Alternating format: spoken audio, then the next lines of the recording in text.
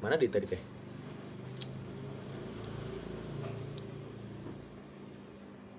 Nah, sudah kuangkat gelas ini. Tiba-tiba ekor mataku menangkap sosok gadis desa itu di depan wastafel dapur, seperti sedang membereskan sisa memasak dan menggunakan rangkaian pakaian serba hitam begini, seperti burung hantu saja. Tak ada yang menarik-menariknya, wajahnya tentu saja masih tertutup kecuali matanya. Seperti kesepakatan kami kemarin kan, lebih tepatnya atas permintaan dan perintahku. Kenapa dia ada di sini? Jangan-jangan dia yang masak dan menyiapkan sarapan ini. Ku tekan lagi gelas minumnya yang hampir ku minum sedetik lalu, menatap tajam bergantian pada Miranda dan Bihali meminta jawaban. Siapa yang membuat minuman dan sarapan ini? Non Miranda, tuan. Apa dia membuatkanku makanan dan minuman? Ini pasti makanan dan minuman selera desa. Mana tahu dia selera masyarakat kota sepertiku. Tidak enak, tidak higienis, sembarang. Aku bergidi. Aku langsung beranjak berdiri sambil mengangkat gelas minuman di tangan, mendekati wastafel tempat di mana ia berdiri sekarang. Lalu kutuangkan minuman itu ke dalam wastafel sambil menatap dan berbisik padanya agar Bihali tak perlu mendengar. Dengan sudah kubilang kemarin, kita hidup masing-masing saja, jangan pernah membuatkan minuman atau makanan apapun, tidak perlu. Kamu tidak tahu seleraku dan aku tak bisa memakan makanan desa. Kalau aku membuat minuman atau makanan, buat untukmu sendiri saja. Jangan pernah membuat untukku. Aku bisa delivery dari restoran mahal atau masakan yang bisa dibuat chef profesional yang sesuai selera aku paham. Dia menatap sejenak susu hangat yang kutumpukan di hadapannya. Lalu sejenak matanya mengejap.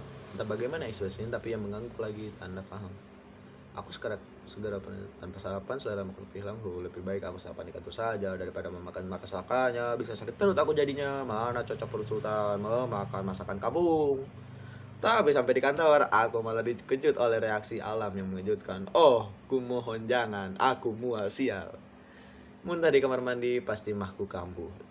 Ini pukul 10 dan aku belum sarapan. Macet membuat tak sempat makan pagi di kantor. Padahal di apartemen juga tidak makan. Langsung menghadiri meeting penting.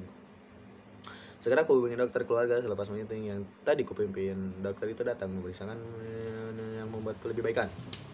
Opa menelpon mengingatkan agar aku cuti bulan madu dulu 3 hari atau bahkan 1 minggu katanya agar cepat jadi anak. Digeli dengarnya, melihat wajah gadis desa bertutup muka itu saja aku tak sanggup. Bagaimana mungkin aku akan membuat anak dengannya? Mustahil. Kamu datang meeting hari ini, Aldo. Opa kan udah bilang kamu liburan dulu bulan madu, baru kemarin menikah Mas Ada. Proyek ini serahkan ke Alvin atau Alex saja. Opa menginstruksi dari seberang telepon. Aku membuang nafas malas menyerahkan proyek ini untuk ditangani Alvin dan Alex.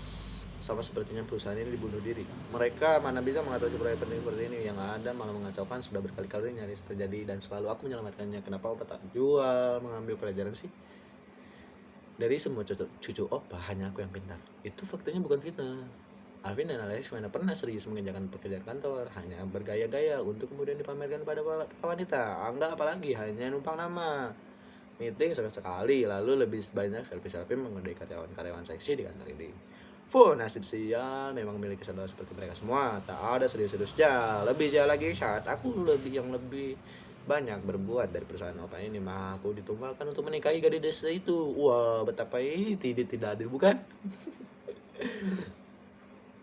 Jelas saja, aku masih menjomblo sampai Opa aku duluan menjodohkan. Aku sibuk sangat mengurus pekerjaan, lalu sangat selektif memilih wanita yang menanti kencani.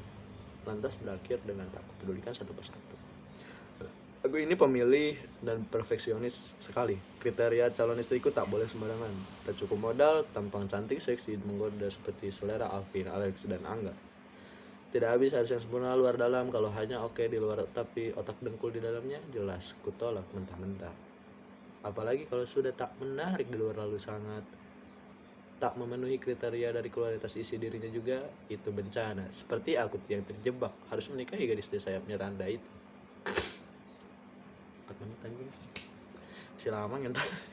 Udik dan enggak ngerti apa-apa. Nasib sial sedikit raya. Kamu pulang, Aldo, temani Miranda. Tapi Opa ada meeting lagi siang ini. Serangan pada Alvin. Opa mana? Bye Sadia. Opa tunggu kamu sampai di apartemen segera. Jangan lancang. Lagi membuang minuman yang Miranda buatkan untukmu. Itu tidak sopan. Jangan main-main dengan pernikahan ini. Dan jangan pikir Opa tidak tahu. Nanti malam kalian Opa undang makan malam di rumah. Opa tunggu. Mana bisa opa dibantah. Tunggu dulu. Dari mana opa tahu kalau aku mau minuman yang dibuatkan dari situ? Jangan-jangan dia mengadu, mencari perkara saja. Lihat kemampuanku. Masuk apartemen, segera ku cari dia di dalam kamar. Ku ketuk pintu kamarnya, lalu dengan pandangan penuh permusuhan ku tatap mata, beri coklat ya. Apa sih masuk sini ngadu-ngadu ke opa?